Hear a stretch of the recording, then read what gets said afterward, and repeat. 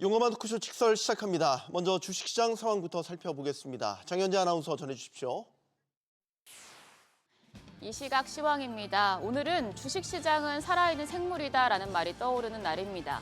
앞서 뉴욕 증시 트럼프의 AI 인프라 투자 소식에 강했고 또 SK하이닉스도 역대급 실적을 냈는데 지수는 오히려 하락합니다. 현재 코스피가 0.9% 가까이 하락하면서 2,525선 가리키고 있고요. 코스닥도 1% 가까이 빠집니다. 725선 움직임 보여주고 있습니다. 트럼프 AI 투자 소식이 이미 어제장에 선 반영이 됐고 SK하이닉스의 호실적은 세론의 재료가 된 모습입니다. 수급 상황을 보시면 외국이 오늘 다시 팔자 포지션 취하고 있습니다. 2,517억 원 강하게 매도 우위 보여주고 있고요. 기관도 323억 원 매도 우위입니다. 오늘 개인만 삽니다. 4,044억 원 매수 우위 기록 중입니다.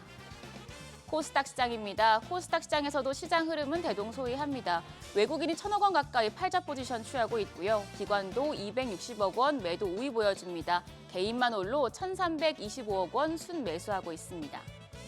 시가총액 상위 종목 거래가 보겠습니다. 오늘 시총 1위부터 5위권 내에서는 삼성바이오로직스만 올라갑니다. 삼성전자가 1.29% 하락하면서 53,700원, SK하이닉스 지금 3.5% 하락하고 있습니다. 간밤에 엔비디아가 4%대 급등했지만 SK하이닉스는 하락 중입니다. 이미 주가가 많이 오른 상황이라 단기적인 세론이 나오고 있는 것으로 풀이가 되는데요. 현재 거래가 21만 8천 원이고요. LG에너지솔루션이 0.83%, 0.7% 가까운 약세 보여주는 가운데 삼성바이오로직스는 4.3% 올라갑니다. 어제 호실적을 발표했는데 고성장 기대 주가는 강세를 기록 중입니다. 105만 8천 원에 거래되고 있습니다.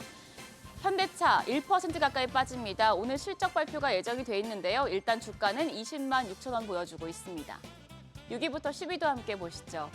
기아가 1.5% 약세입니다. 10만 1,400원에 거래되고 있고요. 셀트리온이 0.2% 내림세로 18만 100원. 삼성전자 우선주가 1.24% 하락합니다. 4만 3,650원이고요. 반면에 KB금융이 1.2% 오르며 거래가 9만 500원. 네이버도 하락장에서 강한 모습 보여주고 있죠. 1.2% 상승하면서 20만 6,500원에 거래되고 있습니다. 코스닥 시장 시총 상위 종목도 체크하시죠. 오늘 알테오젠이 소폭 올라갑니다. 0.15% 추가 상승하면서 34만 2,500원에 거래되고 있고요. 에코프로비엠은 지금 2.2% 조정을 받고 있습니다. 거래가는 12만 7,800원. HLB가 0.38% 상승 중인 가운데 에코프로도 2.2% 하락 중입니다. 6만 1,500원. 오늘 2차 전지 대표주 모두 좀 부진한 모습 보여주고 있습니다. 이 가운데 레인보우 로보틱스는 보합입니다. 6위부터 10위도 함께 보시죠. 리가켄바이오가 0.3%, 삼천당 제약이 1% 가까이 내려갑니다. 현재 제약 관련주들은 좀 약세를 보여주고 있고요. 이 가운데 클래시스가 0.19% 소폭 오르면서 5만 3천 원에 거래 중인 가운데 리노공업도 하락합니다. 2.2% 약세로 21만 4,500원. 휴젤도 2% 넘게 내려가면서 거래가는 24만 3천 원으로 집계되고 있습니다. 시장 특징적인 종목들 체크하시죠. 오늘 전력설비 관련주가 강합니다. 트럼프 미국 대통령의 인공지능 AI 인프라 투자 소식에 전력 수요가 늘어날 것이란 전망이 모멘텀이 됐고요. 미국 캘리포니아주 로스앤젤레스 일대에서 새로 발생한 휴주 산불이 급속하게 확산되고 있다는 소식에 산불 피해 복구 기대감까지 더해지면서 주가는 강세를 보여주고 있습니다. LS 일렉트릭 지금 영업이익이 3,897억 원으로 전년 대비해서 한 20% 가까이 증가했던 소식이 나왔는데요. 오늘장에서 4.6% 강세입니다. 현재 거래가 22만 4,500원이고요. 더불어서 재룡전기가 3.25% 올라가면서 6만 400원. 가온전선도 3%대 강세 기록 중입니다. 6만 6,800원에 거래되고 있습니다. 고대역폭 메모리 HBM 관련주는 하락합니다. 앞서서 뉴욕 증시에서 엔비디아 등 AI 반도체 관련주 강세 기록했지만 오늘 우리 시장에서는 HBM 관련주가 조정을 받고 있습니다. 특히 SK하이닉스를 포함해서 SK하이닉스 밸류체인에 속한 기업들 모두 약세입니다. 우선 SK하이닉스가 3%대 약세 보여주고 있고요. STI가 3.53% 빠지면서 2만 1,850원. PSK홀딩스도 3.78% 약세입니다. 현재 거래가 5만 8,800원으로 집계되고 있습니다. 환율 보도록 하겠습니다. 오늘 환율 약보합으로 1,437원대에 출발을 했고요. 9시 27분 기준으로는 1,436원. 그리고 현재는 지금 1,436원에서 좀 횡보하고 있는 모습입니다.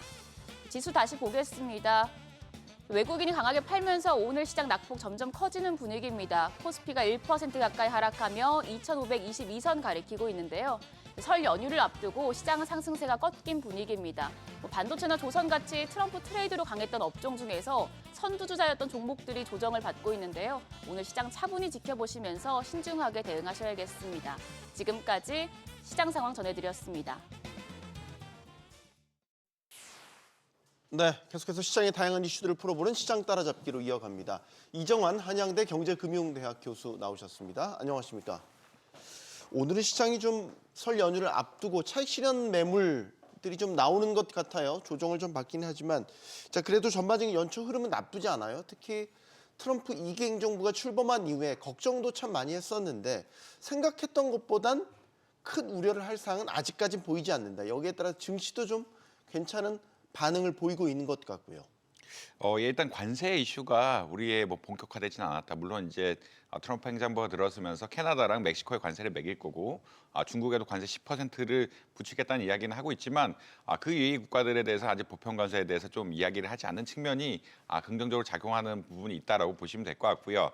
두 번째로 이제 트럼프 행정부가 들어오면서 가장 많이 했던 것들이 친환경 정책에서의 어떤 전환, 그린 에너지로의 전환을 역행하겠다라는 거였는데 이것들은 사실 이미 거의 기정사실화된 이야기고 흔히 말해서 바이든 행정부와 차별점을 가장 크게 들 부분이기 때문에 사실 이미 좀 주가 같은 데는 좀 선반영된 것이 아니냐라고 아마 평가를 하고 있는 것 같습니다. 그런데 특히 환율 시장 같은 경우, 외환 시장 같은 경우에는 이런 것들 사실 관세가 많이 붙이게 되면은 또 흔히 말하는 관세, 보복 관세 이슈까지 생기면서 좀 걱정을 많이 했는데 중국에도 한 10% 정도로 사실 이제 못 받아들이지 않는 수준 그리고 시진핑 주석과 대화를 하겠다라는 이런 제스처를 보이면서 그만큼의 또 어떤 보복 관세에 대한 이야기 같은 것들이 좀 나오지 않고 있거든요. 그래서 생각보다는 뭐 금융시장이 뭐 안정화되는 모습을 보이고 있지 않느냐. 특히나 이제 관세 이슈가 덜어들이고 있고 그다음에 이미 어떻게 보자라면 친환경 이슈 같은 것들은 탈탄소화를 역행하는 어떤 역행적인 행동에 대해서는 이미 시장이 좀 반영한 것이 아니냐. 뭐 개인적으로는 그렇게 평가를 하고 있습니다. 네, 전통적인 에너지의 부활을 외쳐면서 원유라든지 가스 생산량을 확대하겠다. 여기에 따른 인프라 투자도 뭐 기대가 되는 부분이 있는 거죠.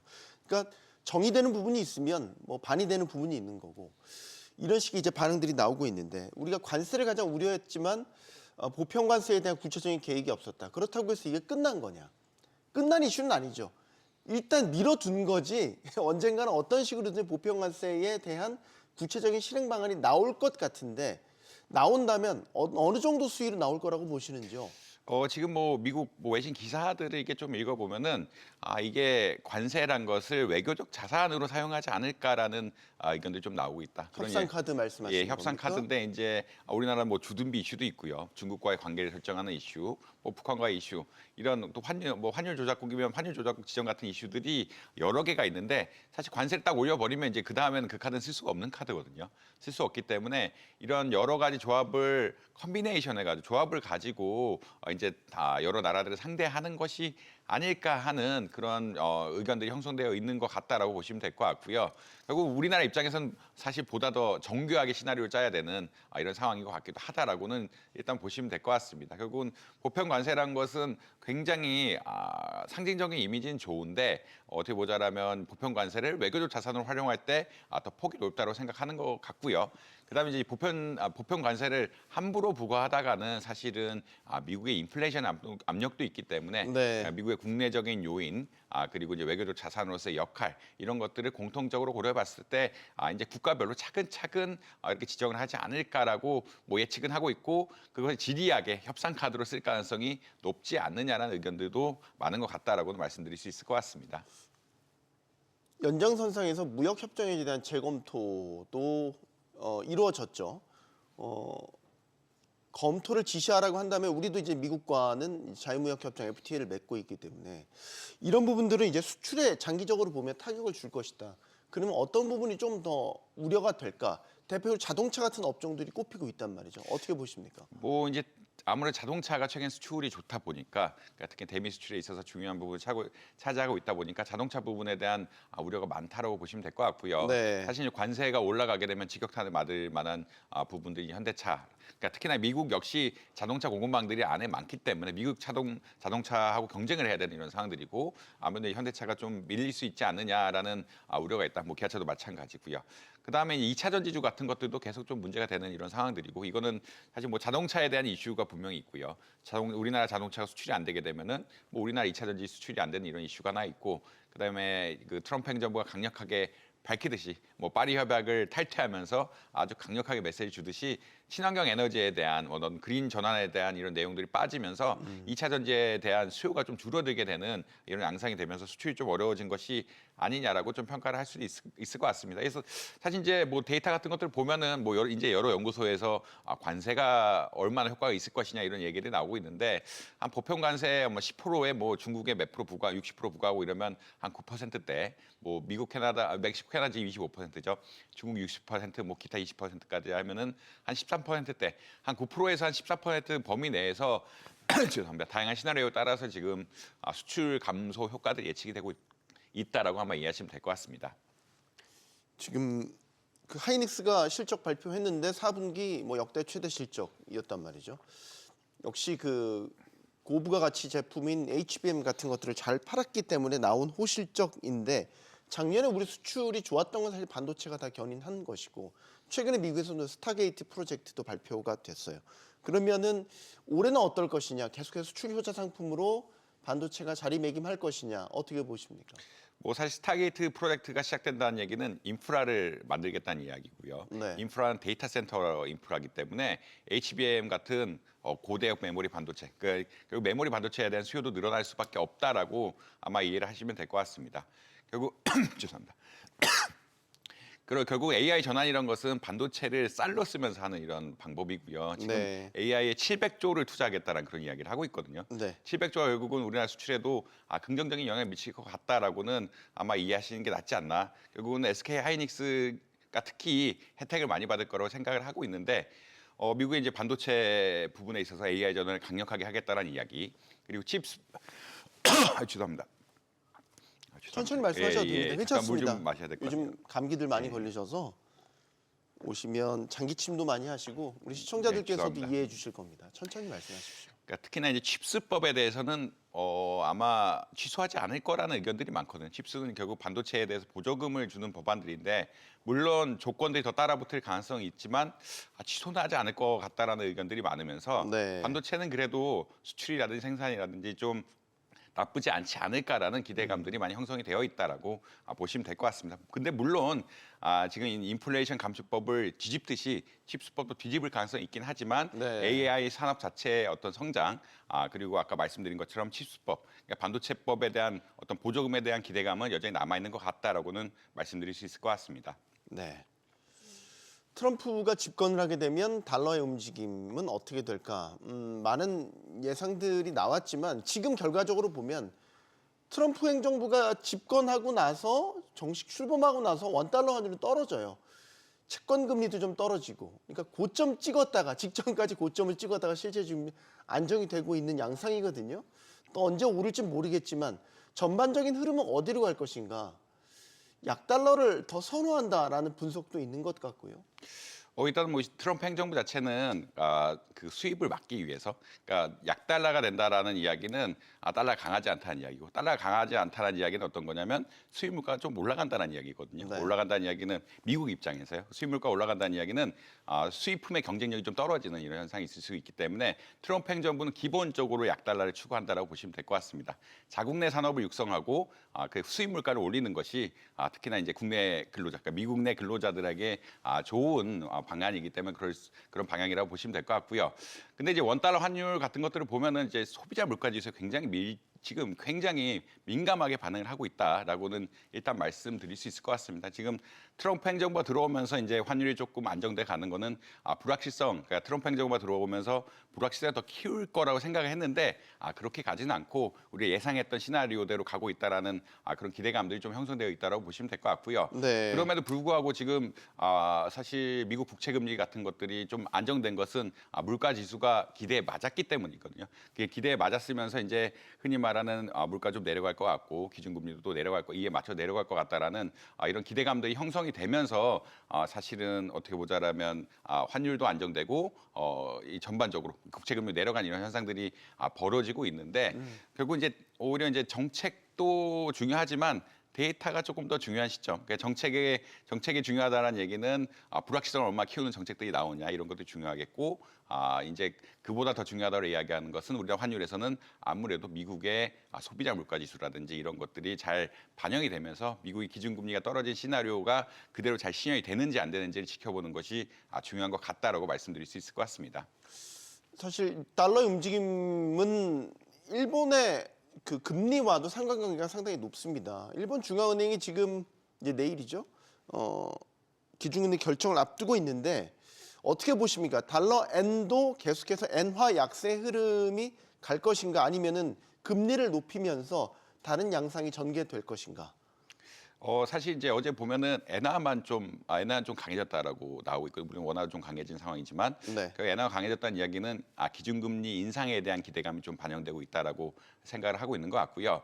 결국은 이제 일본 기준금리 이번에 그 중앙에서 한번 올리지 않을까라는 걸 나오고 있고 일본 중앙은행 총재도 결국은 금리 인상할 것이다라는 얘기들이 계속 나오고 있습니다. 그게 사실 그러니까 일본이 인플레이션이 어느 정도 나오고 있고 인플레이션이 나오고 있다는 것은 금리를 올릴 수 있는 이유는 약간 기반이 되었다라고 보시면 될 것 같고요. 네. 특히나 이제 일본은 너무 환율이 자기네 자국환이 낮다 보니까 약하다 보니까 이런 것을 좀 강화해서 자기네 경제력을 좀 올려야 되는 뭐 어떤 재무성의 논리 같은 것들이 분명히 있기 때문에 금리를 오를 것이라 생각을 하고 있고 금리가 오르게 되면 아무래도 환율 같은 것들은 일본 엔화가 조금 강해지고 오히려 달러가 약해지는 이런 현상들이 발생할 수 있다. 또 추가 금리 인상의 가능성도 계속 이야기하고 있거든요. 결국은 일본이 인플레이션이 사실 거의 30년 만에 처음 생기고 있고 계속 거의 0%대로 가고 있다가 네. 인플레이션이라는 게 이제 거의 30년 만에 처음 생기고 있고 이런 인플레이션이 올라가게 되면은 아무래도 금리를 오르는데 좀 부담이 덜해지고 금리가 오르게 된다라고 하면 엔화가 강하게 되면서 일본이 너무 지나치게 통화 가치가 떨어진 게 아니냐라는 재무성 입장 같은 것들 좀 해소할 수 있다라고는 아마 이해하시면 되지 않을까 생각을 할 수 있을 것 같습니다. 네. 일본 중앙은행의 금리 결정은 우리 금융시장에도 영향을 미치는 건 계속해서 잊을만 하면 불거지는 엔캐리 트레이드 자금의 청산 문제 이것과도 연결이 돼 있기 때문이죠. 실체가 과연 얼마나 있겠냐. 너무 시장에서 공포를 갖고 있다라는 시각도 있는데 교수님은 어떻게 보세요?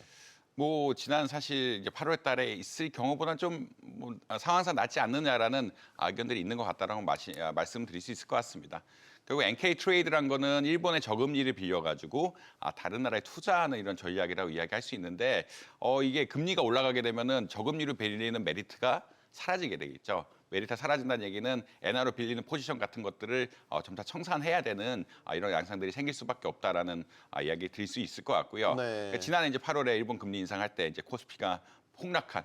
그러니까 그때는 특히나 이제 NK 트레이드 청산하고 그다음에 문제가 됐던 것들이 미국의 경기 침체에 대한 우려가 지금은 많이 사라졌지만 경기 급격한 침체에 대한 우려가 생기면서 코스피가 급락을 했는데 사실 이번에는 그런 정도로 가지는 않을 것 같다. 그러니까 외환 시장에서 뭔가 큰 이슈가 생기고 이것이 변동성이 커지려 그러면 해지 자산이라든지 아니면 투기적 자산의 움직임들을 봐야 되는데 사실 8월 때만큼은 투기적 자산 포지션들이 큰 것 같지는 않다라는 의견들이 나오면서 이번에 금리를 올린다 할지라도 많이 기대를 하고 이미 어느 정도 기대를 하고 있고 특히나 미국 쪽 이슈는 안정화되고 있는 상황들이라 생각보다는 뭐 나쁘지 않을 것 같다라는 의견들이 많은 것 같다. 8월보다는 분명히 네. 나을 거다라는 의견들이 좀 있는 것 같습니다. 그러면 일본이 만약에 금리를 올리는 쪽으로 방향을 잡고 실제 단행이 이루어진다면 어떻게 보세요? 이게 우리 원화와도 동조화되는 부분이 있으니까 원달러 환율은 지금 1,400원 30원대까지 내려왔는데 기조적으로 더 내려올 수도 있다.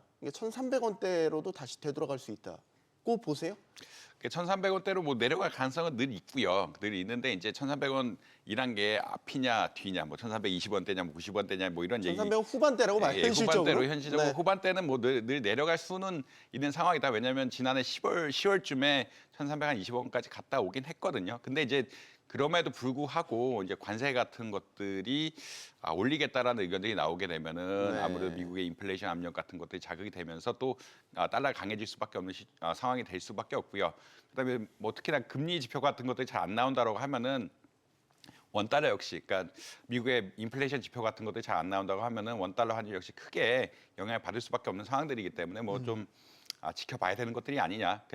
뭐 기대감은 있을 수 있다. 뭐 미국이 불확실성 해소가 빨리 되고 관세도 뭐 적절히 부여하지 않고 그다음에 죄송합니다. 물가 지수 같은 것들이 잘 나오면은 좀 떨어질 수 있지 않을까라는 생각을 하고 있지만 네. 그럼에도 불구하고 이제 여러 가지 불확실성이 많다라고 말씀드릴 수 있을 것 같습니다. 네. 우리 이종환 교수님 오늘 감기 때문에 고생하십니다. 마지막 질문 하고 보내드릴게요.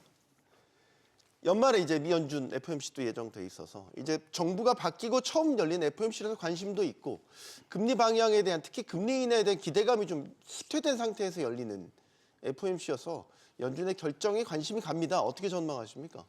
뭐 일단은 기준금리 동결할 가능성이 굉장히 높고요. 올해 이제 2번만 내릴 거다라고 이야기를 하고 있어서 결국 기준금리가 떨어질 것이라고 생각하기엔 조금 어려운 것이 아니냐라고는 말씀드릴 수 있겠습니다. 근데 이제 아까 이거 결국 인플레이션 죄송합니다. 결국 인플레이션 우려라고 말씀드릴 수가 있는데 이것들이 아무래도 이제 경기가 또 너무 좋고 물가 상승 압력이 조금 있기 때문에 특히 서비스업을 중심으로 해서 물가 네. 상승 압력이 있다 보니까 이것을 좀 낮추는 것도 좀 어렵다라는 의견들이 형성이 되어 있고 이것들이 결국은 금리를 인하하는 시추의 상황이 이제 어떻게 보자라고 하면은 상반기에 뭐 늦은 때 한 번, 그다음에 하반기에 늦은 때 한 번 이 정도가 오지 않을까라고는 많이 추측을 하고 있다라고 보시면 될 것 같습니다. 특히나 이제 관세 무과 이슈라든지 반이민 정책 이슈 같은 것들이 공동으로 걸려 있기 때문에 미국에서 기준금리를 쉽게 네. 내리기는 어려운 상황들이다라고 말씀드릴 수 있을 것 같습니다. 알겠습니다. 고생 많으셨습니다. 오늘 시장 고생 따라잡기 여기서 마무리하겠습니다. 감기 빨리 쾌차하시길 바라고요. 한양대학교 이정환 교수와 함께했습니다. 고맙습니다.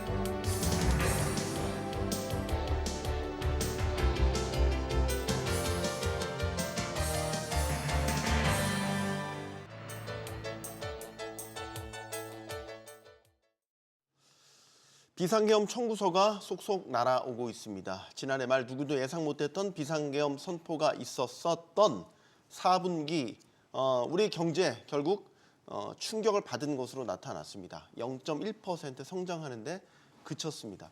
지난 박근혜 전 대통령 탄핵 때보다 계엄 청구서가 더 묵직해진 모습이죠. 여기에 이제는 또 트럼프라는 새로운 변수에도 우리가 대응을 해야 되는 상황인데 정치적 혼란이 계속되는 한 또 앞으로 우리 국민이 얼마만큼의 비용을 또 감당해야 될지 또 모르는 상황입니다. 자, 이대로 저성장의 늪으로 빠지는 것은 아닌지 걱정이 되는데 계속해서 해법 마련을 위한 머리를 맞대보겠습니다. 오늘 함께해 주실 분들 소개해드리죠. 현대경제연구원 주원 경제연구실장 나오셨고요. LG경영연구원 조영무 연구위원 나오셨습니다. 그리고 고려대 국제학부 최우진 교수 나오셨습니다. 안녕하십니까? 안녕하십니까. 용감한 토크쇼 직설은 SBS 비즈 뉴스 앱과 유튜브에서 실시간으로 시청이 가능하고요. SBS 비즈 앱을 다운로드 받아서 시청하시면 더 많은 정보와 뉴스를 보실 수 있겠습니다. 자, 12상 계엄 사태가 얼마나 우리 경제에 충격을 줬을까? 줬을 거다 걱정 많이 했는데 걱정한 대로 충격이 컸네요. 4분기 성장률 0.1%, 한국은행의 성장 전망치는 0.5%였으니까 그 갭 차이가 상당히 났습니다. 일단 조 위원님께 의견을 구하겠습니다. 어떻게 보셨습니까? 사실 저는 지난해 4분기 성장률 감안했을 때 지난해 연간 성장률이 한 2.1 정도 나올 걸로 보고 있었고요. 네. 그보다 조금 더 안 좋은 것 같고요. 전반적으로 보면은 모두가 다 부진합니다. 모두가 다 부진한데 뭐 계엄 사태 말씀하셔서 네. 소비에 악영향이 있었던 걸로 보이기도 합니다만 최근에 한은이 블로그 등을 빌어서 성장률 전망치를 하향 조정하면서 이러한 그 계엄 사태로 인한 소비 악영향에 대해서 많이 강조를 하셨지만 네. 전 사실은 뭐 그것도 그거지만 오늘 나온 통계를 보면 설비 투자가 상당히 부진하다. 그리고 수출이 둔화가 매우 뚜렷하다. 그래서 수출 같은 경우에는 전분기 대비든 전년 동기 대비든 모두 다 지금 안 좋고요. 특히 네. 전년 동기 대비로 볼 때 지난해 3분기 대비 4분기에 수출 증가율이 거의 반 이상 떨어졌습니다. 그래서 보면 전반적으로 안 좋다. 관심은 소비에 쏠려 있지만 어쩌면 소비에 미칠 악영향은 지난해 12월을 중심으로 한 4분기보다도 올해 1분기에 더 나타날 가능성이 있다고 보고 있고요. 네. 도리어 오늘 발표된 지난해 4분기 상황을 보면은 도리어 저는 수출과 투자 부진에 대해서 조금 더 우려를 하고 있습니다. 0.4%포인트의 차이가 났거든요. 최 교수님. 예. 이거를 지금 일차적으로 보기에는 계엄 충격이다. 또 안타까운 또 그 제주항공 참사도 있었죠. 이런 예상치 못한 우발적 이런 상황들이 경제에 일시적으로 충격을 준 그 차이가 0.4%포인트다. 이런 식으로도 보고 오로지 그것 때문이겠냐. 다른 요인들도 다 겹쳐서 나타난 결과물이다.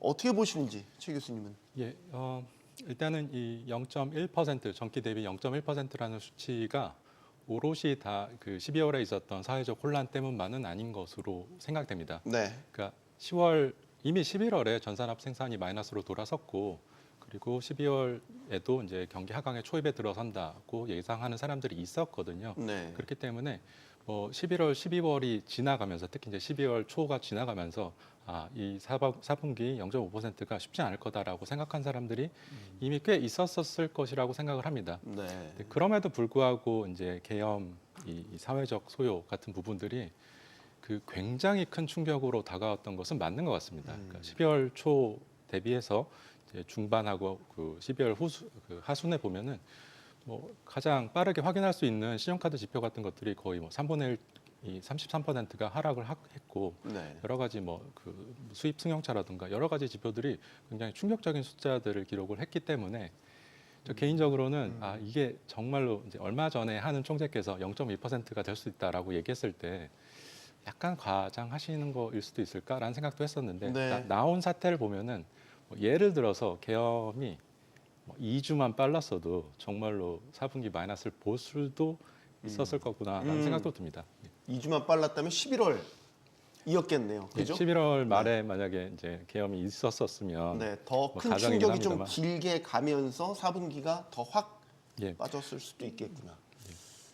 실장님 어떻게 보셨습니까? 4분기에 전기비 만약에 마이너스 0.4%가 나왔으면 연간으로 1.9가 되거든요. 네. 그래서 저는 4분기에 마이너스가 좀 나오면서 2%가 안 되지 않을까 이렇게 생각을 했는데 조금 더 비관적으로 예, 보셨었군요. 근데 이게 생각해 보니까 12월 한 달 통계거든요. 이제 그 계엄 사태 이후에 영향을 미쳤던 게 그러니까 10월과 11월은까지 고려를 하면 사실 4분기는 그래도 선방했다. 예, 그렇게 생각이 되고 역시 이제 민간 소비 같은 경우도 저희가 예상했던 것보다 많이 빠졌어요. 이게 플러스는 나왔지만 3분기에 전기비 플러스 0.5에서 4분기에 플러스 0.인데 네. 4분기에 뭐 3분기 0.5보다는 약간 미칠 거라고 예상을 했지만 0.2도 좀 많이 내려간 거거든요. 그러니까 아마 이제 12월 산업활동 통계는 이번 달 말에 나오는데 산업활동 통계가 좀 상당히 안 좋게 나올 겁니다. 특히 소비 쪽으로 해서. 네. 그래서 그런 영향을 미쳤던 걸로 생각이 되고요. 저는 이제 소비보다 사실 건설 투자가 더 끌어내리지 않았나라는 생각이 들어요. 지금 건설 투자 같은 경우가 3분기 연속 마이너스거든요. 그러네요. 네. 경제 지표가 마이너스가 3분기 연속 나오는 건 아주 이례적인 거고요. 그만큼 건설업 쪽이 상당히 침체됐던 거고, 건설업이 문제가 뭐냐면 지금 최근 고용 지표 보면 건설업에서 어마어마하게 실업자가 나오고 있습니다. 그래서 건설업은 특히 이제 그 임금 수준이 우리가 이제 서비스 쪽보다는 좀 높거든요. 평균적으로 봤을 때. 이제 그런 것들이 두루두루 영향을 미쳤던 것 같고, 이제 앞에서 말씀을 했지만은 계엄 사태만으로 4분기 성장률이 안 좋았던 거를 설명하기는 어려운 것 같아요. 건설 투자 안 좋았고요. 그리고 제조업에서도 고용이 빠지고 있고. 그러면 이거는 뭐 연구원의 공식적인 입장이 아니고 제 개인적인 입장인데, 하늘이 금리 정책 실기한 것도 4분기 성장률 떨어진 거야. 분명히 일부 원인이 있다고 생각이 되고, 네. 계엄이 더 큰 건지 하는 때문인지 그거는 나중에 학자들이 한번 계산해 볼 필요가 있다고 생각이 됩니다. 네. 여러 시사점을 세 분께서 던져 주셨습니다. 관건은 이거 아닙니까? 회복력. 회복력. 이게 정말 4분기에 달하는 단기 충격일 것이냐. 그러면 사실 빠르게 다음 분기만이라도 정상궤도에 올라가기 위한 그런 조짐들이 좀 보여야 되는데, 제가 이제 불안한 건 아까 조 의원님 말씀하셨던 설비 투자 같은 것들을 보면, 또 수출의 둔화 흐름들을 보면 조 의원님 말씀드리면 단기 회복되기가 쉽지도 또 않은 구조인 것 같기도 하고요. 뭐 제 기억에 전에 나왔었을 때도 제가 보는 뷰를 말씀을 드리면서 네. 제가 보는 뷰에 비해서 한은의 전망이 좀 낙관적인 것 같다. 이미 지난해 여름부터 저는 지난해 한국 경제 성장률은 한 2.2 그리고 올해 한 1.8 정도로 보고 있다고 말씀을 드려왔었는데 네. 사실은 그것보다 연말로 가면서 조금 더 안 좋아진 건 사실이고 예상하지 못했던 이슈들도 있었고, 그런데 경제를 보는 커다란 뷰 자체가 바뀌진 않았습니다. 그러니까 전에도 말씀을 드렸을 때 이미 수출은 둔화되고 있는 흐름이다. 전년 동기 대비 증가율로 볼 때 수출 증가율이 가장 높았던 것은 의외로 23년 4분기였고 24년은 계속해서 수출 증가율이 떨어지고 있는 추세고, 조금 전에도 말씀을 드렸습니다만 3분기에 비해서도 4분기에 와서는 사실은 전년 동기 대비 증가율이 또 반으로 떨어졌고, 네. 뭐 어쩌면은 지난해보다 올해는 더 어려울 수도 있고, 그렇다고 한다면 저희가 사실 기대를 걸어볼 수 있는 건 내수라고 부르는 쪽이죠. 근데 이 내수는 가계 소비도 있고, 그리고 주원 실장이 강조하셨던 건설 투자도 있고, 네. 그리고 뭐 3분기에 반짝 좋아진 듯했지만 좀 이상해 보인다라고 말씀드렸던 설비 투자.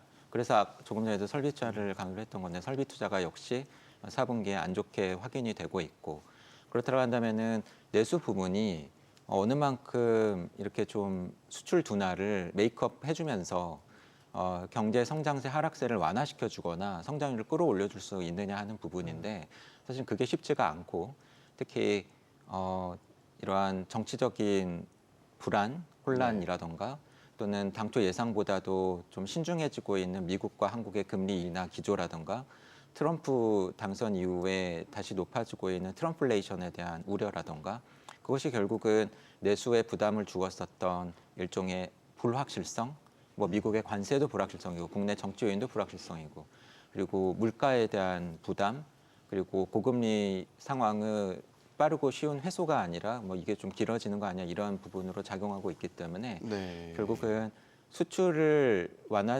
둔화를 상쇄시켜 줄 수 있는 내수 회복을 점점 더 기대하기가 어려워지고 쪽으로 가고 있다라고 하는 게 사실은 좀 우려스러운 부분이고, 최근에 한은이 올해 성장률이 당초 지난해 11월에 예상했었던 1.9보다 낮은 1.6이나 1.7 정도밖에 안 될 것 같다라고 최근에 블로그를 통해서 입장을 밝혔지만, 네. 그러한 수치의 가정과 전제도 지금 벌어지고 있는 정치적인 혼란이 2분기로 가면서 뭐 해소되는 것을 그 시나리오, 그걸 전제로 한 거죠. 그걸 전제로 한 거거든요. 그래서 만약에 그렇지 않다라고 한다면 사실은 더 떨어질 수도 또 있다라고 하는 것을 내포하고 있다라고 하는 점에서 뭐 계속 말씀드려 왔습니다만 성장률 전망의 하단을 열어놔야 된다고 보고 있습니다. 하단을 열어놔야 된다.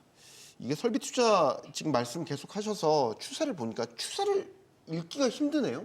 좀 작년 같은 경우도 보면 1분기, 2분기 다 마이너스이고 3분기에 또 6.5%확 올랐다가 4분기에 또 1.6으로 훅 떨어지고 이게 뭔가 흐름이 이렇게 좀 잡히는 게 있어야 되는데 분기마다 이렇게 좀 다른 양상이 나타나는 거는 그때 다른 이유가 있었나? 이게 금리 문제 때문인가 생각이 들기도 하고. 사실 말씀하신 건 전분기 대비 설비 투자 네, 전분기 증가율인데요. 근데 전년 동기 대비 증가율로 보면은 조금 더 추세는 보이긴 합니다.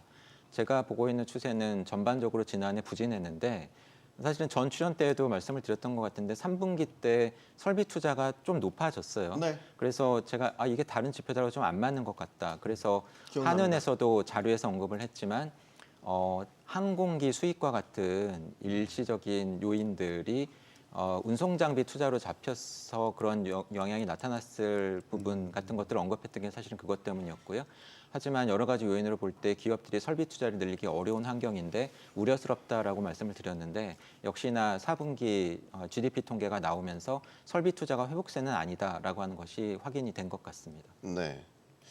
걱정은 지금 이거 아닙니까? 2%라는 연간 성장률을 우리가 찍었잖아요. 딱 잠재 성장률이라고 보는 그 것과 딱 일치하는 건데 이 정도에서 크게 반등을 못 일어날 것 같다라는 걱정이 있는 거죠. 지금 일단 올해 성장률은 한은은 1% 중반대까지 지금 낮게 보고 있는 거고 하단까지도 열어놔야 된다고 보신다면 우리가 예전에 했었던 2% 중반대의 그런 성장률을 이제 당분간 보기 힘든 거 아닌가? 예, 저는 그렇게 생각을 합니다. 그러니까 지금 이제 성장률을 얘기할 때 단기적으로 이제 비즈니스 사이클 그 시계에서 뭐 월이나라든가 분기 시계에서도 경기 하강의 국면으로 진입을 하고 있는 상황이라고 생각이 되고 장기 성장률의 측면에서도 그 10년 전부터 많은 사람들이 이제 경고해왔던 그 잠재 성장률이 2%를 하회하는 시나리오로 가고 있다라고 생각을 합니다. 그러니까 생산 요소를 이제 노동, 자본 그리고 생산성 이렇게 나누지 않습니까? 네. 그리고 지난 20년간의 그 잠재 성장률 이제 추이 그리고 성장률이 무엇이 우리를 성장하게 만들었는가를 분해를 해보면은 노동 자본이 빠르게 빠지는 것만큼이나 총 요소 생산성, 즉 생산성도 그 성장률이 감소해 왔었었고요. 그러니까 누가 보더라도 자명하게 이러한 추계로 간다면은 2020년 중반, 2030년 초반에는 그 2%를 하회하는 잠재 성장률을 볼 거다라고 많이들 얘기를 해왔었거든요. 그리고 만약에 그 뭐 최소한 2015년도 이후에 시작된 이러한 반도체 사이클에 이 주는 일종의 착시를 걷어낸다면은 우리나라가 다음에 성장 동력이 있을까? 그리고 여러 가지 이제 사회 혼란을 사회 갈등을 해결하지 못하였을 때 네. 실제로 2%가 하회하는 잠재 성장률을 볼 것이라고 예고했던 부분들을 그 숙제들을 해결하지 못하고 지금 그 일종의 성적표를 받아드는 시기라고 생각이 됩니다. 네. 그러면 주원 실장님도 올해 성장률 만약에 미루어 짐작해 보면 네. JP모건이 1% 정말 중반대까지 낮춰보는 그 수준까지도 열어놔야 된다라고 보세요. 12월 3일 날 계엄이 했죠. 있었죠. 네. 저희가 12월 6일 날 이제 경제 성장률 전망을 발표를 했는데 올해 1.7%로 예상을 했고요. 네. 저희는 공식적으로 계엄 사태는 반영 안 된 숫자입니다. 안 된 상태에서 그 수치를 예. 산출하신 거예요? 예, 그러면은 그거보다 더 떨어진다고 생각할 수도 있고 지금 아이비들 보면은 거의 한두 달 내 계속 내리고 있어요. 그래서 네. 1.3%까지도 지금 나오고 있는 상황이거든요. 근데 이게 뭐 우리나라 잠재 성장률 2% 미치다 그리고 2%가 뭐 10년 후 뭐 20년 후 0%대까지 간다. 사실 저는 그건 관심 없고요. 예. 오늘 내일 굶어 죽게 생겼는데 뭐 한 달 뒤에 마을 잔치하면 뭐 합니까? 그래서 오늘 내일이 제일 중요한데 네. 지금 올해 빠지는 원인은 일단은 소비 쪽이 문제가 좀 심각하겠지만 저는 그 수출이 작년까지만 해도 상당히 좀 괜찮았거든요. 그러니까 수출이 2024년에 플러스 8% 정도 나왔는데 그게 이제 주로 반도체 쪽에서 많이 끌어당긴 것 같고 우리 전체 수출에서 반도체가 한 20% 차지하는데 최근 반도체 사이클이 왠지 호황이 끝나가고 있다는 느낌이 강하게 좀 듭니다. 이제 그렇다면 우리나라는 뭐 소비, 건설 투자, 설비 투자 많이 얘기들 하지만 내수 중심의 경제가 아니고 수출 중심의 경제입니다. 수출이 올해는 못 걸어갈 것 같고, 그리고 트럼프 리스크도 지금 당장 올해 상반기에 시작되는 게 아니고 뭐 이런저런 시차 효과를 고려하면 빨라야 올해 하반기, 내년에 본격화될 텐데 네. 그게 결국은 우리 수출의 장기 침체까지 이어지지 않을까? 그러면 한 2년 동안은 우리 수출이 힘을 못 쓰고, 그럼 경제 성장률은 오늘 내일, 올해 내년은 2% 넘기 힘듭니다. 상당히 좀 우려스러운 그런 상황입니다. 이제 그럼 어떻게 방어해 낼 것인가에 대한 고민을 이제 많이 하고 있지 않습니까? 한국은행의 지난 최신 이제 금통위 결정은 사실 그대로 일단은 금리를 유지하는 거였죠. 이유는 환율 부담 때문이었어요. 근데 이제 경기가 이 정도라면 아까 실기론도 거론하셨지만 예를 들면 더 좀 금리를 낮춰서 연속해서 낮춰서 경기를 계속 좀 북돋기 위한 어떤 정책적 포지션을 취하는 게 맞지 않나라는 생각도 들고, 이렇게 나오니까 또 이런 생각이 들어서 질문을 좀 드려보겠습니다. 기억하실지 모르겠는데요. 제가 2%였던 걸로 기억을 합니다. 네. 직전 출연이 아마 미 연준의 11월 금리 인하 그때쯤이었던 걸로 제가 기억을 하고요. 네. 그리고 또 그 전에도 한은의 금리 인하 기대에 대해서도 제가 출연해서 말씀을 드렸던 걸로 기억을 하는데, 제가 그런 말씀을 드렸었죠. 23년 말에 전망을 했었는데 미국이 24년 3분기나 돼야 한국은행이 4분기나 돼야 금리 인하를 할 걸로 보는데 대부분들 그렇게 안 보시는 것 같다. 근데 지난해 미국 연준의 금리 인하 개시가 9월이었고 한국이 10월이었으니까 네. 얼추 비슷하게 됐는데 미 연준이 금리 인하를 9월에 시작하고 나서 이제 두 번째 이제 금리 인하 됐었을 때 저한테 또 질문을 주셔서 제가 보기에 금리 인하를 시작을 했는데 이상한 금리 인하고 추가적으로 많이 안 할 것 같고 미 연준이 여전히 인플레에 대해서 걱정을 하고 있는 것처럼 보이고 네. 올해로 넘어와도 빨리 많이 안 낮출 것 같다라는 말씀을 드렸었거든요. 근데 최근에 금융시장의 분위기는 또 그렇게 이제들 많이들 보시는 것 같고 네. 또 이제 가능성이었던 트럼프가 실제로 대통령이 됐고 트럼프의 여러 정책들이 낼지도 모르는 물가 상승 압력, 트럼플레이션에 대한 우려가 있고 우리 같은 경우에는 이러한 미 연준의 태도 변화도 중요한 부담스러운 금리 인하에 있어서 네. 변수지만 내부적으로 이러한 정치적인 요인 때문에 또 원달러 환율이 올라가고 있고 그래서 1월 한국은행의 금통위를 앞두고서도 제가 참여했던 폴에서 한은이 금리를 안 내릴 것 같다라고 말씀을 드렸었고 하지만 역시나 지난해, 지지난해처럼 금융시장에 계신 많은 분들은 또 1월에 또 한은이 지난해 10월, 11월에 이어서 세 차례 연속 금리 인하 할 거다라고 하는 의견이 사실은 더 많았고 네. 비슷합니다. 그러니까 저는 계속 같은 말씀을 드리고 있는 것 같고요. 네, 맞아요. 네, 뭐 한국과 미국의 금리 인하 늦어질 거고 기대들 하시고 또 기다리시는 것보다 많이 안 낮출 가능성이 있고 인플레 압력을 여전히 가볍게 봐서는 안 되고 지금도 그렇게 보고 있고 뭐 여기에 환율 요인까지도 더해진 상황이기 때문에 뭐 미국의 금리 인하, 한국은행의 금리 인하 뭐 빠르고 많을 걸로 보지 않습니다. 그럼 모순적 상황이네요. 그러니까 경기만 보면 낮춰야 될 필요성 분명히 있는데 미국의 어떤 더딘 속도나 이런 것들을 감안하면 한은이라고 뭐 속된 말로 용 빼는 재주가 있겠습니까? 금리 격차도 다 고려해야 된다면 경기 때문에 금리를 쉽게 낮추지 못할 것 같고 계속 딜레마네요. 이창용 총재도 언뜻 기자간담회 이런 데서 그런 고민들을 계속해서 얘기는 하고 있어요. 교수님 어떻게 보세요? 예, 이제 한은이 금리를 인하했어야 됐다, 이게 실기다라고 보시는 분들도 많고 이창용 총재의 변은처럼 이제 환율 때문에 내리기 쉽지 않은 상황이었다라고 얘기하는 건 저는 이해를 합니다. 그래서 저는 한은 입장을 이제 지지하는 편이고요. 제가 개인적으로 이제 환율이 전공이어서 드리는 말씀이 아니라 저는 환율이 전공이셨군요. 예, 저는 몰랐습니다. 예, 이제 지금부터 귀 열고 듣겠습니다. 예, 박사과정 말씀하십시오. 환율 했었는데, 그러니까 제가 체감하기에는 생각보다 왜 많은 분들이 올해 환율 걱정을 안 하지라는 생각을 좀 하고는 있습니다. 그러니까 이제 트럼프가 일반 관세를 이제 공언하지 않았습니까? 일반 네. 관세, 그러니까 보편적 관세를 어떻게 입안할지는 잘 모르겠으나 이제 보편적 관세가 입안이 되었을 때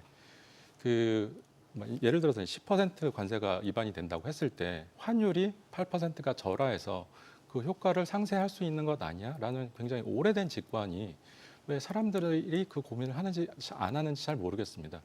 그래서 어떤 형태로든 이러한 보편적 관세가 실현이 되고 그리고 보편적 관세가 아니다 하더라도 네. 중국에 대한 높은 관세가 현실화되는 경우에 위안화와 더불어 우리 그 원화가 절하될 가능성이 굉장히 높은 거 아닐까라는 생각을 우려를 굉장히 많이 하거든요. 지금 그래서 그 수준이 반영된 수준 그러니까- 아니에요? 어느 그러니까- 정도는 선반영된 수준 아니에요? 지금 하면. 예, 이미 어느 정도 선반영됐는데 아주 하드한 증거를 말씀드리기는 어렵습니다만 그리고 굳이 비관적으로 말씀드리고 싶지도 않습니다만 정말로 트럼프 발로 대외 발로 어떠한 식의 충격이 현실화되고 그리고 외국인 자본이 빠져나가는 이러한 안 좋은 시나리오까지 더해진다고 했을 때 저 개인적인 생각으로는 우리 환율이 올해 1,500원대를 꽤 오랫동안 지속해서 볼 수 있는 가능성이 적지 않은 거 아니야? 라는 네. 생각을 하고 있고 이러한 키워드 환율이라는 키워드에 따라서 한국은행의 금리 인하가 올해도 내내 쉽지 않을 것 같다라는 생각을 개인적으로는 하고 있습니다. 주원 실장이면 실기론을 계속 언급을 하셨으니까 환율 걱정을 하면 어느 정도 불가피한 면도 있네요. 하는데 딜레마. 1월 금통이 끝나고 이제 총재께서 하신 말씀을 다시 한번 좀 문장을 읽어보면 경기만 보면 인하가 맞지만 네. 환율이 높아서 금리를 유지했다. 네. 언제 하느니 경기를 본 적이 있나요? 예. 부동산 가계부채에서 지금 이제 환율로 넘어갔잖아요. 네. 변명이. 그렇죠. 그리고 요즘에 이제 부동산 얘기 안 하시네요. 교수님 말씀하신 거는 정통입니다. 올소독스가 있고 교수님 하신 말씀이 다 맞는데 저는 이제 교수님보다 학식이 좀 떨어지니까 그냥 시장의 입장에서 편하게 말씀드리겠습니다. 자, 환율이 높아서 한국 경제가 망한 적 있습니까? 외환위기를 떠올리실 텐데 외환위기는 환율이 높아서 망한 게 아니고 한국 경제가 망해서 환율이 높아진 거죠. 원인과 결과가 바뀌었군요. 환율이 높아서 가장 우려되는 게 이제 수입물가 올라가는 거잖아요. 네. 물론 이제 원자재 수입 비중이 큰 높은 기업들은 상당히 어려운데 실제로 수입 물가가 생산자 물가, 소비자 물가를 거치면서 기업들이 내재화도 하고 이런 것들이 원자재가 전체 기업 생산비에 차지하는 비중이 절대적이진 않습니다. 크긴 크지만 그러면은 물론 학자들에 따라 분석 결과는 다르겠지만 네. 개인적으로는 수입 물가 상승폭의 한 10에서 20% 소비자 물가까지 가면 확 떨어집니다. 그래서 물가 불안은 상당히 좀 우려가 되는 부분인데 자, 그거를 빼면 지금 우리가 환율을 우선시해야 되는가 아니면 경기를 우선시해야 되는가? 이건 한번 좀 경제 전문가나 아니면 국민들한테 물어볼 필요가 있을 것 같아요. 예. 물론 이제 환율도 중요하죠. 이게 대외 건전성을 나타내는 가장 중요한 척도가 환율이기 때문에 환율이 높아서 금리를 유지했다. 예, 이해합니다. 이해하지만 저는 개인적으로 가계부채, 부동산 때문에 금리를 안 내렸고 이제는 환율 때문에 금리를 안 내렸고 그럴 리는 없겠죠. 만약에 환율이 또 떨어지면 이제 무슨 핑계를 댈까 하는 금통위에서 상당히 좀 불만이 많습니다. 네. 다음 질문이요. 한국은행이 기준금리를 그럼 올해 몇 번이나 어디까지 낮출까요? 라는 질문이 다음 예정된 질문이었는데 하긴 해야 되겠습니다. 그래서 그럼 지금 3.0 수준에서 딱 이제 일단 홀딩된 상태잖아요. 어느 정도까지 그럼 우리가 낮춰야 되냐라고 한다면 일단 미국 연준의 점도표상으로 보면 2차례 낮춘다라는 게 점도표상에 찍혀 있단 말이죠. 그러면 최소 이제 0.5bp, 50bp 인하라고 본다면 우리도 거의 비슷하게 맞춰간다고 보면 2.5, 좀 더 낮추면 2에서 2.5 사이라고 보면 타당하겠습니까? 네. 네. 올해 충분하겠습니까? 그러면 질문을 바꿀게요. 충분하겠습니까? 경기 대응에 있어서 네. 일단 주신 질문은 어떻게 할 것 같은지와 네. 어떻게 하는 게 맞을 것 같은지 이 부분인 것 같은데 우선 어떻게 할 것 같은지 현재로서는 하느니 올해 2차례 정도 0.5%포인트 인하할 가능성이 높다고 보고 있고요. 그럼 어떻게 하는 게 맞을까? 저는 제가 하는 자문위원이어서 꼭 그러는 건 아니지만 네. 굉장히 어려운 상황에 한국은행이 직면해 있는데 그리고 금리를 내리는 게 맞다, 필요하다라고 이야기하시는 분들 특히 뭐 대출 부담 때문에 어려우신 자영업자분들, 네. 뭐 중소상공인 기업분들 분명히 그런 시각이 있고 근데 반면에 낮춰서는 안 된다. 도리어 올려야 되는 거 아니냐. 일부 지역이긴 하지만 집값이 올랐고 여전히 높고 그런데 지금 뭐 집값을 뭐 포기하겠다라고 하는 거냐 그런 시각도 있고 거기다 지금 환율도 있고 방금 전에 말씀드린 미 연준이 생각보다 그렇게 금리도 빨리 안 낮춰주고 많이 안 낮춰주고 아직도 우리보다 미국 금리는 훨씬 높은데 이러한 부담도 있을 거고 뭐 앞서도 말씀드렸지만 지난해 지속적으로 제가 출연할 때마다 제가 보는 것보다 한은이 경기를 좀 너무 낙관적으로 보시는 것 같다. 네. 사실은 그런 경기 인식이 있었기 때문에 뭐 낮추는 게 늦어졌거나 많이 안 낮추거나 그러셨겠죠. 저는 그러한 상황이 사실은 지금도 이어지고 있다고 보는데 제가 사실은 한 가지를 좀 강조를 하고 싶어요. 네. 상대적으로 다른 분들이 말씀을 많이 안 하시는 것 같아서 왜 금리 인하가 경기 대응에 있어서 필요하다라고 할까요? 그건 경제가 안 좋은데 특히 앞서 말씀드린 것처럼 소비나 투자가 안 좋은데 그 중요한 이유 중에 고금리 부담, 뭐 네. 대출 이자 부담 이런 게 있는 것 같으니 금리를 낮춰주면 그래도 좀 도움이 되지 않겠어 이런 네. 거 아니시겠습니까? 그러면은 지금 제가 얘기할 때도 말씀드린 게 전통적인 통화 정책의 전달 경로, 중앙은행이 정책 금리를 인하하면 네. 시중은행들이 빌려주는 가계대출금리나 기업대출금리가 낮아져서 실물 경제에 좀 도움을 주거나 부담을 완화시켜주거나 이걸 기대하시는 거 아닙니까? 맞습니다. 네. 근데 앞서 말씀드린 것처럼 지난해 한국은행은 10월과 11월 이미 뭐 여러 가지 요인이 작용을 했지만 실제로 정책금리 인하했잖아요. 네. 근데 가장 마지막까지 발표된 한국은행의 가중평균 금리 동향, 은행들이 돈을 빌려주거나 또는 예금을 받는 이 금리 동향 데이터로 확인된 걸 보면 네. 10월에도 한국은행은 0.25%포인트 금리를 인하했고 11월에도 0.25%포인트 금리를 인하했는데 11월과 그러니까 10월 가계대출 평균 금리는 0.33%포인트 도리어 올랐고 그것보다 조금 줄긴 했지만 11월에도 가계대출 금리는 올랐거든요. 그러면은 도대체 지금 무슨 일이 벌어지고 있느냐라고 하는 겁니다. 네. 어떻게 보면 뭐 주원 실장님도 말씀하셨지만 중앙은행의 금리 인하는 경기 대응에 있어서 매우 중요한, 매우 소중한 정책 대응 수단인데 논란이 있었지만 그걸 실제로 썼는데 기대하는 시중 금리, 특히 대출 금리 인하는 이루어지지 않고 있고 네. 그러면 정책 금리 인하를 저희가 논하기에 앞서서 지금 무슨 일이 벌어지고 있는 거냐. 그리고 기대하거나 희망하고 있었던 현상이 벌어지고 있지 않다라고 한다면 왜 그런 거냐. 이걸 생각해 볼 필요가 있다라고 저는 보고요. 여기에는 미시적인 가계부채, 특히 가계부채 양에 대한 부담감, 그것과 관련된 정책 이러한 부분이 영향을 많이 미치고 있다. 그래서 이런 부분도 종합적으로 좀 검토되고 변화가 필요하다라고 한다면은 그러한 부분에 대해서 금리 정책과 함께 같이 고려가 될 필요가 있다라고 봅니다. 돌려 말씀하셨지만 제가 이해하기로는 잘못된 관치가 어떤 시장의 작동 원리를 그대로 정만합으로 작동하지 못하게 뭔가 지금 잡고 있다라는 걸로 제가 받아들여도 되겠습니까? 침묵은 긍정입니다. 교수님, 이어서 네. 충분하겠습니까? 아까 제가 말씀드렸던 예, 그러니까 저도 그 조영무 위원님과 비슷한 입장인데요. 그러니까 말씀하신 대로 2번 정도 예상을 하고 있고 네. 한은의 고민이 그 금리를 인하하였을 때 이게 말씀하신 대로 정확하게 말씀하신 대로 그 전통적인 입장에서의 그 금리 인하가 그 기업의 그 가계 소비에 영향을 미치는 그 전통적인 작동 경로가 망가져 있어가지고 대출 금리가 시장의 대출 금리가 한은이 금리를 인하한다 하더라도 그만큼 내려가지 않을 거라는 기대가 굉장히 많이 있는 것 같고요. 네.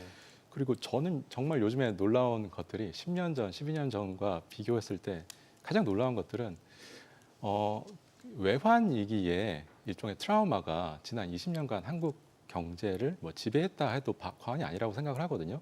그렇기 때문에 외국인 자본이 굉장히 빠르게 빠져나가는 상황에 대한 공포가 저는 10년 전에는 과도하게 심했다고 생각을 하는데 네. 지금은 오히려 이제 금리 역전 상황이 꽤 오랫동안 지속이 되어 있다 보니까 사람들의 상상력에서 어떠한 특히 지금과 같은 그 사회적 소요 같은 부분들이 있을 때 외국인 투자자들이 신뢰를 버리고 그 떠나가는 상황에 대해서 굳이 두려워하지 않고 있다고 생각이 듭니다.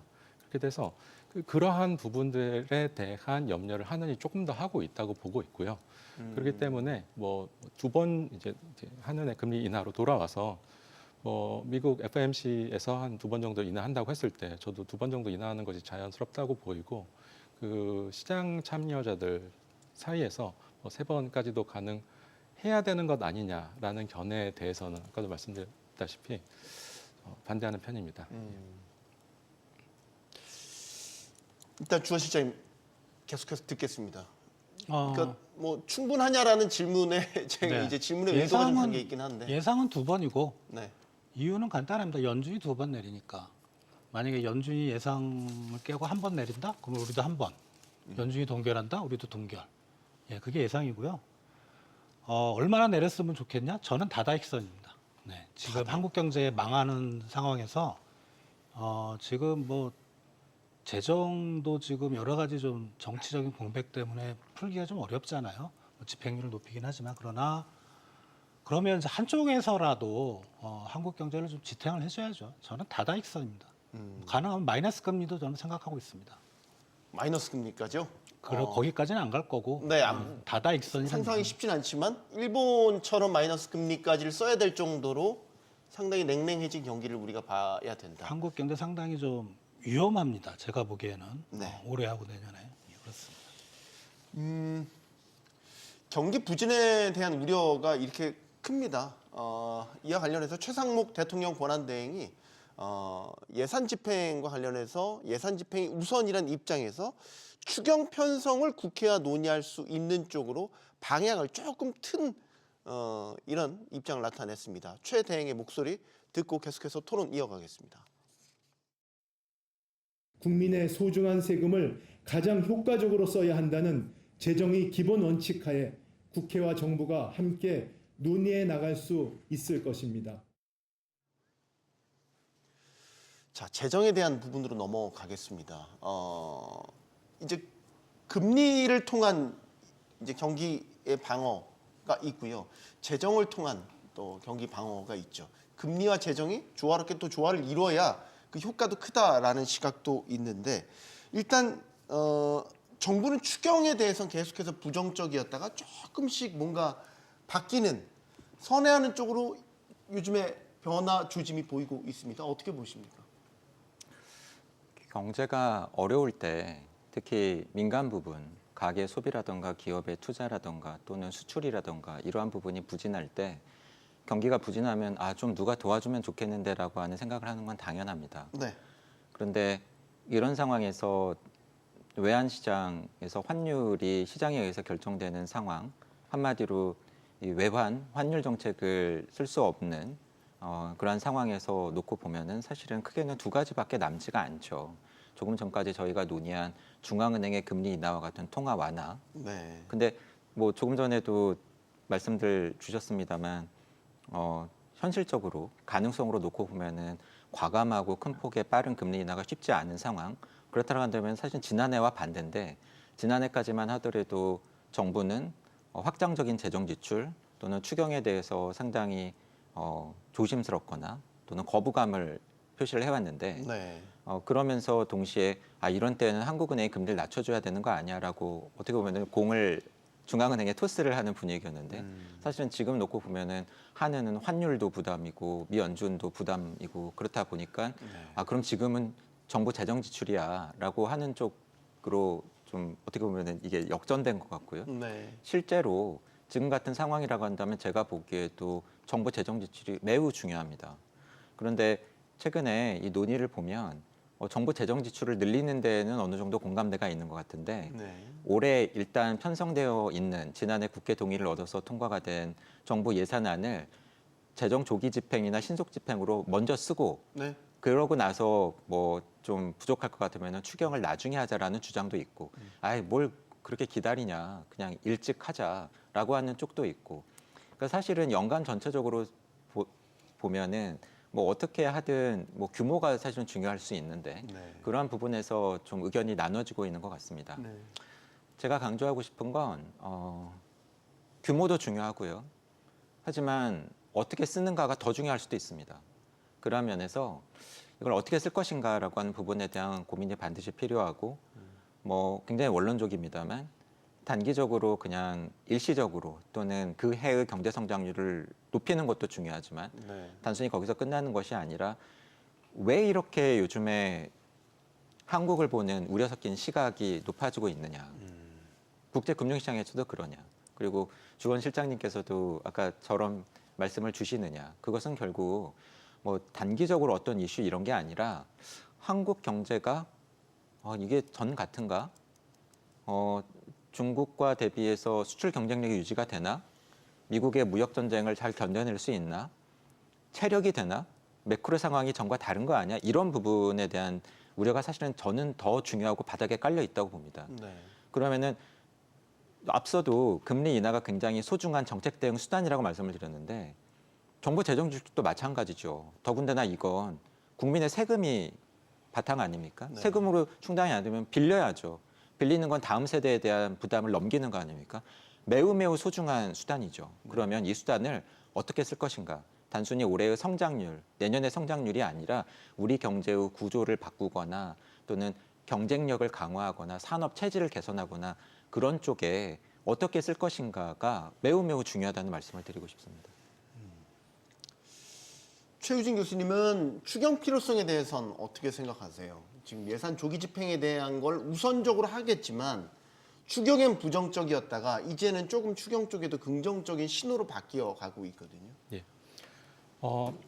많은 분들이 동의하듯이 저도 추경에 긍정적이라고 생각을 하고요. 말씀하신 대로 어떻게 집행을 하느냐 그리고 어떤 시그널을 주면서 어떤 방식으로 효율적으로 집행하느냐가 더 중요한 사안이라고 생각을 합니다.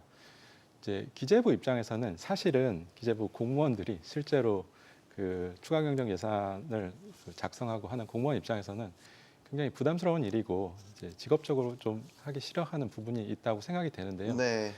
이제 그럼에도 불구하고 이제 최상목 대행이 지금 추경에 대해서 긍정적으로 돌아선 거는 지금 최근 3, 4주 사이에 여러 가지 지표들이 굉장히 빠르게 안 좋게 나타나고 있고 무엇보다도 이제 1월 기재부 그린북을 보니까 경기 하강에 대한 우려라는 표현에서 우려를 뺐더라고요. 그 얘기는 경기 하강을 공식적으로 인정하는 상황이 됐고 네. 무엇보다도 일자리가 안 좋은 시그널이 나타나기 시작해서 노동시장에서의 안 좋은 시그널이 나타난 것이 전반적으로 대행께서도 추경에 대해서 조금 더 긍정적으로 돌아서게 된 단기적인 계기가 아닌가라고 생각을 합니다. 네. 실장님, 추경에 대해서는 일단 여러 이야기가 나오는데 네. 민주당을 비롯한 야당 쪽에서는 규모도 규모지만 빨리 하자 이런 이야기도 나오고 속도전에 대한 필요성도 이야기를 하고 있고요. 지금 이제 정부의 그 예산안 올해 이제 통과됐으니까 올해 예산의 그 구성 항목들은 이제 민주당에서 검토를 한 것 같고, 이제 민주당이 원하는 거는 이제 좀 취약계층에 대한 지출을 추경을 통해서 좀 늘리자는 거, 이제 그거는 일정 부분 저는 이제 동의를 하는 편인데, 근데 네. 실제로 보면은 한국 경제 전체를 봤을 때는 추경 규모가 제일 중요합니다. 그 앞에서 이제 언급하셨는데 상반기 조기 집행률이 75%거든요. 이렇게 높았던 적이 없고, 그럼 하반기에 우리나라 연간 예산의 25%를 쓴다는 건데 말이 안 되죠. 예, 추경이 필요합니다. 그러면 세수 확충이나 뭘 필요한데 저는 일단은 한 1분기까지는 좀 기재부에 좀 맡기는 게 좋을 것 같아요. 조기 집행을 1분기에 좀 많이 땡긴다고 했으니까 그러면 기재부 스스로도 한 2분기나 3분기쯤에는 뭔가 추경이나 뭐 이런 걸 통해서 경기 상황을 봐가면서 이제 좀 조정을 해야 될 부분인 것 같고, 야당이 얘기한 것도 분명히 일리가 있고요. 그리고 이제 시장에서는 코로나 때보다 더 힘들다고 하시는 분들이 꽤 있어요. 네. 코로나 때 엄청 풀었지 않습니까? 그래서 말씀 많이 하시죠. 그런 규모와 그 다음에 어디에 집중할 것인가, 그리고 이제 말씀하셨던 것처럼 이게 단기적인 효과만 노릴 건가, 중장기적인 효과를 노릴 건가, 그거는 추경은 지금 한우 총재도 얘기하고 있고, 그러니까 좀 경제 부처 그리고 여야 좀 모여서 한 1분기 내에 좀 서로 합의를 좀 봤으면 좋겠어요. 그러니까 서로 하는 얘기들이 너무 틀려서 네. 오히려 이런 건 시장에 혼란을 주는 거거든요. 정말 안 좋은 게 지금 12월 우리 경제가 망가진 게 불확실성 때문이잖아요. 경제 정책의 불확실성도 시장을 망가뜨린 요인입니다. 네. 그래서 이 합의를 보고 이거는 정치와 별개로 이거는 경제잖아요. 그죠? 정치와 경제를 분리해서 뭐 빠른 시간 내에 좀 합의를 보고 규모와 그다음에 분야와 어떤 거에 더 재정 정책의 우선순위를 둘지를 좀 시장에 확실성을 좀 줬으면 하는 그런 생각입니다. 네, 이 경제 문제긴 한데 자꾸 원하지 않는 방향으로 정치 어젠다, 정치 분쟁거리가 돼 가고 있기는 합니다. 이재명 민주당 대표가 추경에 대해서 국민의힘에서 명시적으로 반대를 하고 있고 여기에 대해서 정부도 따라가는 양상이다. 좀 지금 추경에 계속 걸림돌이 되는 부분에 대해서 비판적인 목소리를 또 냈고 이창용 총재가 참 추경 얘기를 많이 하셨어요. 그래서 통화당국의 수장이 재정에 대한 이야기를 이렇게 많이 하는 것도 참 이례적이고 일각에서도 이거 월권 아니냐 뭐 이런 식의 시각도 있었는데 어떻게 보십니까? 이 통화와 재정이라는 게 이런 식으로 조화가 이루어지는 게 맞다고 보십니까? 그러니까 금리를 두 차례 내렸고 거기에 대한 효과를 좀 지켜보자는 시각이 있었는데 이런 상태에서 예산 조기 집행이나 혹은 추경 같이 재정 부분이 좀 더해진다면 효과가 잘 나나요? 그런데 네. 당연한 거 아닌가요? 앞서도 제가 당연하면 좀 빨리 해야 되는 거 아닌가요? 경제학 교과서에서 정책 대응 수단으로 사실은 교과서에서 그렇게 나오니까 뭐 네. 외환 정책, 통화 정책, 재정 정책 중에서 외환 정책은 우리 상황상 쓰기 힘드니까 통화와 재정이 중요하다, 둘을 쓸 수 있다라고 말씀을 드렸는데 네.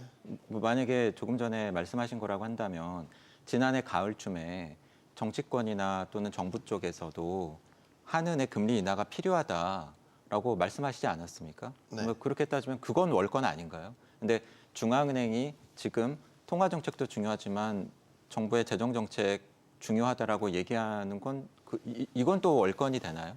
그러니까 저는 뭐냐면 이게 월권 그런 것보다도 그리고 뭐 지난해 그런 이야기가 나왔었을 때 중앙은행의 통화정책 결정상의 독립성 이러한 부분은 분명히 중요하고 존중되어야 하지만 네. 그것보다도 사실은 더 어쩌면은 중요할 수 있고 지금 상황에서 중요한 건 뭐냐면 우리 경제가 직면하고 있는 문제가 뭐냐 그리고 이 상황을 헤쳐나가려면 통화정책만으로도 안 되고 재정정책만으로도 안 된다라고 한다면 이 두 가지를 어떻게 조화롭게 쓸 것이냐 그러니까 폴리시 믹스, 정책 조합 이 두 가지가 유기적으로 이루어지는 거는 이건 반드시 필요하고 자연스러운 거다라고 저는 생각을 합니다.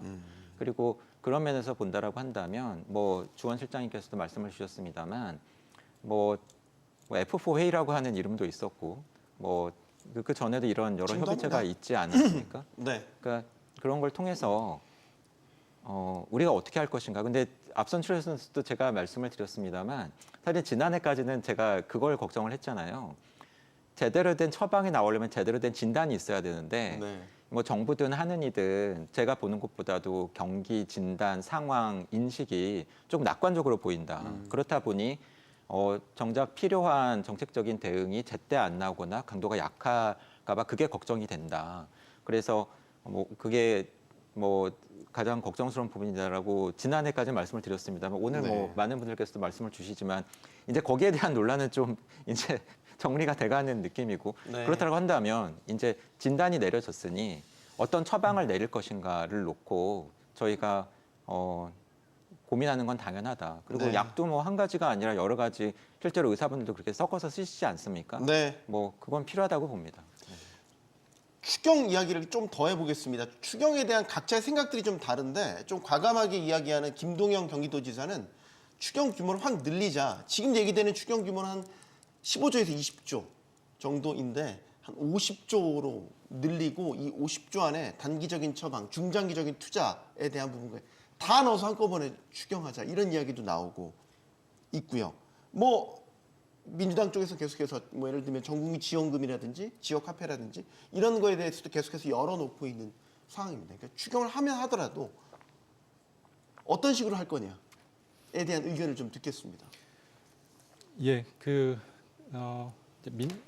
말씀하신 대로 이제 추경의 규모 뭐 50조냐, 15조냐, 20조냐라는 규모 자체도 매우 의미 있는 중요한 지점이고요. 왜냐하면 이제 저희가 50조라는 숫자를 이제 쉽게 볼 수 있는 숫자는 아니지 않습니까? 네. 제가 기억하기로 추가 규정 예산 편성으로 그 2020년에 코로나 시기에 4차 그 편성까지 하면서 67조 정도 했었고 이듬해인 2021년에 그 50조 정도를 집행을 했었기 때문에 지금 50조를 얘기하는 것이 사람들이 체감하는 것보다는 조금 더 과한 규모이라는 생각은 저는 의견 들고요. 네. 그리고 이제 다른 것보다도 제가 이제 지금 민주당이 주장하고 있는 25만 원의 민생 회복 지원금을 그리고 지역 화폐 형태로 그 배포하자라고 네. 하는 것은 저 개인적으로는 굉장히 특이한 정책 조합이라고 생각을 합니다. 특이한 정책 조합이다. 예. 그러니까 무슨 말씀이냐면 잘못된 건 아니고 특이한 거다. 왜 이런 설계를 했을까? 네. 누군가는 이거 이제 그 경제학자가 붙어가지고 설계를 하고 어떤 식으로 파급이 될 것이다라고 예상을 했었을 텐데요. 그러니까 지역 화폐에 대해서 예를 들어서 뭐 경기도지사라던가 네. 그 지방자치 단체장이 지역 화폐를 거론을 하는 것은 이해가 가는 것이 왜냐하면은 이 지역 화폐가 예를 들어서 50만 원의 지역 화폐를 발행한다고 했을 때 할인된 가격으로 지역 화폐를 이제 발행을 하지 않습니까? 네. 그렇기 때문에 사실은 이것이 어떤 역할을 하는지를 생각을 해보면은 일종의 지역 환율을 절하시키는 효과입니다.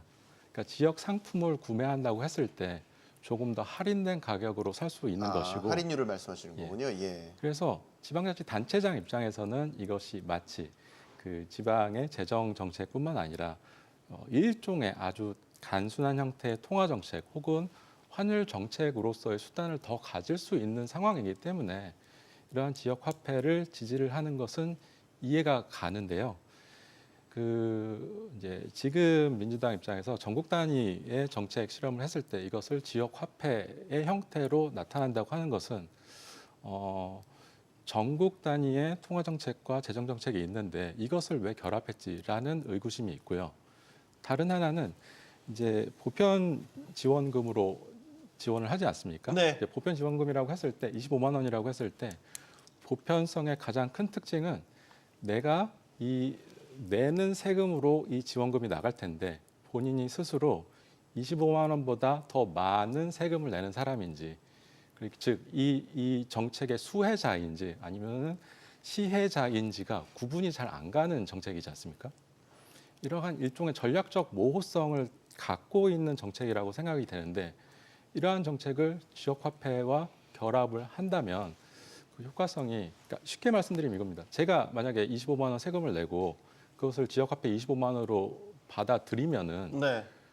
저는 개인적으로 약간 손해본 느낌이라고 생각이 될 것 같습니다. 아주 쉽게 얘기를 하자면은 왜냐하면은 이것을 지역에 가서 쓸 수밖에 없기 때문에 그러면 오히려 추경의 본래 목적인 그 사람들의 구매력을 더 높이는 것이 아니라 여기서 내가 세금 내고 손해 봤기 때문에 다른 데서 지출을 좀 줄여야겠어 이런 식으로 나타날 가능성이 굉장히 높은 인기가 없는 정책이지 않을까라는 네. 의구심을 항상 갖고 있고 그렇기 때문에 특이한 네. 조합이라고 말씀을 드린 겁니다. 근데 이제 그 직접적인 단기 처방으로서는 의미가 있지 않을까. 예를 들어 우리 코로나 때도 비슷하게 헬리콥터 머니식으로 이제 전 국민한테 현금이 이제 지급이 됐고 그에 따른 소비 진작 효과 물론 논란이 있죠. 있냐 적었다 논란이 있지만 사실 이 전국민 회복지원금도 그런 취지인 거고 그만큼 지금 경기 상황이 단기 처방을 해야 될 만한 필요성이 있는 상황이라고 인식을 하고 있는 거고 최근에 또 기억하실지 모르겠지만 계엄 충격 회복을 하는 그 지원금도 조국 혁신당에서 안을 제시한 바가 있습니다. 비슷한 성격들인 거죠. 그러니까 경기를 지금 바라보는 시급성에 따라서 판단 기준이 달라지지 않을까. 주원 시장. 방송을 보시는 모든 국민들이 다 어렵겠지만 저는 개인적으로 이제 헬리콥터에서 돈 뿌리는 것보다는 취약계층 중심으로 뭐 자영업자, 그다음에 저소득계층 그분들이 사실 더 상대적으로 많이 어렵거든요. 근데 문제는 이제 코로나 때도 그런 얘기가 있었는데 그게 행정력이 많이 동원이 돼야 됩니다. 그러니까 구분을 해야 되잖아요. 네. 그래서 사실 이제 구분하기가 너무 힘들고 오래 걸리니까 이제 그때 코로나 때는 전국민지원금을 했는데 저는 행정이 좀 힘들더라도 그리고 나중에 도덕적인 해이 문제도 있겠죠. 뭐 일부러 자기가 어렵다는 거, 자기가 잘 살고 있는데 감추고 어렵다고 하는 사람도 있지만 그건 나중에 이제 밝혀내면 되고 일부 누수는 있겠지만 저는 좀 취약계층에 집중을 해주는 게 좋을 것 같고 그리고 아까 이제 앵커께서 규모 얘기도 하셨는데 50조 이제 김동연 경기도지사. 예, 도지사님께서 말씀하셨고 뭐 이창용 총재는 15조, 20조 얘기했는데 우리나라 GDP가 2,400조 원 정도 되거든요. 네. 추경을 4,800조 원 정도 하면 보통 반텀 정도의 효과가 있어요. 정확하진 않지만 그럼 올해 경제 성장률이 100%가 됩니다. 네.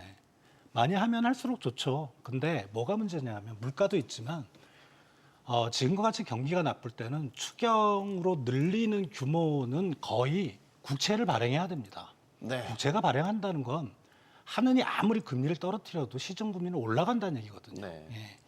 그러면 아무 의미가 없어요, 사실은. 물론 시차 효과는 있겠지만 그래서 규모의 문제는 50조가 맞냐, 20조가 맞냐면 15조가 맞냐 이거보다도 좀 서로 머리를 좀 맞대야 될 것 같아요. 똑같은 얘기를 이제 하는데 네. 많이 하면 좋죠. 그리고 좀 다른 얘기지만 뭐 취약계층에 대한 지원을 하면 이제 저는 못 받을 텐데 저 잘 사는 것도 아니지만 헬리콥터에서 돈을 뿌려서 주신다면 개인적으로는 정말 좋아요. 감사하게 생각하지만 네. 한국 경제 전체를 생각했을 때 추경의 분야 그리고 추경의 규모는 우리가 좀 세심히 판단해야 될 부분이라고 생각이 됩니다. 네. 마무리해야 될 시간인데 혹시나 네. 이 한마디는 꼭 하고 하셔야겠다라고 하는 부분이 있다면 말씀 짧게 부탁드립니다. 뭐 통화 정책도 중요하고 재정 정책도 중요하지만 동시에 중요한 게 자금 시장, 연결된 건설 시장, 그와 관련된 고용 시장 이런 것들을 감안할 경우에 저는 여전히 부동산 쪽, 부동산 PF 그로 인해서 어려움을 겪고 있는 대기업도 있고 뭐 건설업 노동자 취업자 수도 위축되고 있고 네. 그게 건설 투자를 중심으로 해서 성장률에도 악영향을 주고 있고 이 부분에 대한 경각심 그리고 이것을 어떻게 수습하고 처리해 나갈 것인가라고 하는 부분에 대해서 저희가 계속 관심을 가져야 된다고 보고 있고요.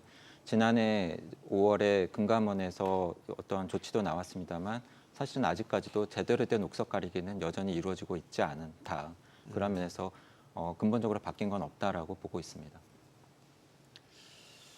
자, 걱정했던 대로 우리 경제의 계엄 충격은 컸습니다. 벌어진 일은 이제 어쩔 수 없다고 해도 충격에서 어쨌든 빠르게 회복하는 게 관건이고 지금 이제 그 과정에 있는 거죠. 회복이 늦어지면 저성장이 만성화될 수 있습니다. 용감한 토크쇼 직설 마치겠습니다. 여기는 모든 경제가 모이는 SBS 비주고요. 시청해주셔서 고맙습니다.